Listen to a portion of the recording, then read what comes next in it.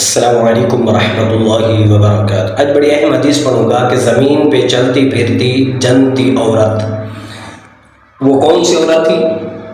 آئیے حدیث سماعت فرمائیں۔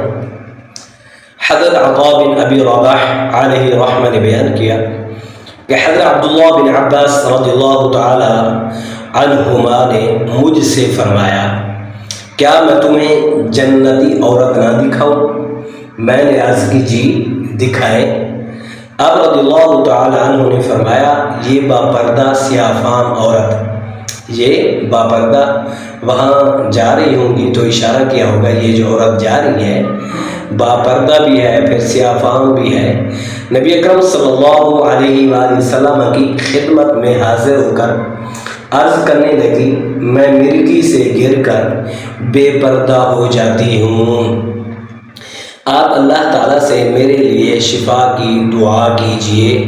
آپ صلی اللہ علیہ وآلہ وسلم نے ارشاد فرمایا، ان شئت صبرت ولک الجنۃ وان شئت دعوت اللہ ان یعافیک۔ فقالت اصبر، فقالت انی اتکشف فادع اللہ الا اتکشف فدعا لها۔ یہ حدیث صحیح بخاری شریف کے اندر موجود ہے، کتاب المرضى اور باب فضل من یسرع من الریح۔ اس کا جو نمبر ہے 5652 ہے، اور یہی حدیث صحیح مسلم شریف کے اندر بھی موجود ہے، وہاں اس کا نمبر 2576 ہے۔ آئیے اس حدیث کا ترجمہ سماعت فرمائیں۔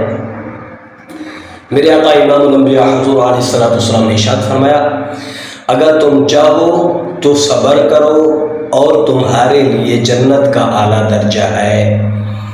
اگر تم صبر کرو گی تو پھر جنت میں اعلیٰ درجہ ملے گا، اور چاہو تو میں تمہارے لیے اللہ تعالیٰ سے دعا کرتا ہوں کہ وہ تمہیں عافیت عطا فرمائے، تم ٹھیک ہو جاؤ گی۔ وہ کہنے لگی مجھے جنت چاہیے، میں صبر کروں گی۔ کیا کہنے لگی؟ میں صبر کروں گی۔ اور عرض کی مجھے بے پردہ ہونے کا ڈر ہے، جب میں گرتی ہوں بے پردہ ہو جاتی ہوں، دوپٹہ سر سے اتر جاتا ہے۔ آپ اللہ تعالیٰ سے دعا کر دیجئے کہ میں بے پردہ نہ ہوں، صبر تو کرتی ہوں لیکن یہ جو ہے مجھے ڈر لگتا ہے، میں بے پردہ ہو جاتی ہوں۔ آپ صلی اللہ علیہ وآلہ وسلم نے اس کے لیے دعا فرما دی، اس کے بعد وہ بے پردہ نہیں ہوتی تھی۔ جب وہ گرتی تو بے پردہ نہیں ہوتی تھی، یہ میرے آقا کی دعا کا اثر تھا۔ علماء کرام نے فرمایا بیماری کا علاج سنت سے ثابت ہے، لیکن وہ خاتون توکل کے اعلیٰ درجہ پر فیض تھیں، اس لیے انہوں نے صبر کو اختیار کیا۔ صبر کو اختیار کیا تو آگے جنت ہے۔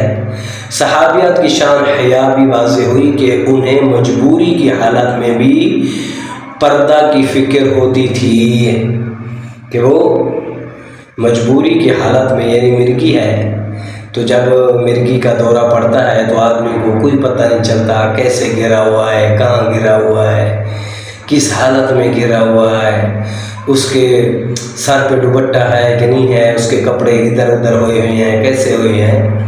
تو اس لیے دعا ہے اللہ تعالیٰ تمام مسلمانوں کو، جتنی بھی خواتین ہیں ان خواتین کو باپردہ رہنے کی توفیق عطا فرمائے، اور ہم سب پر اپنا خصوصی فضل و کرم فرمائے۔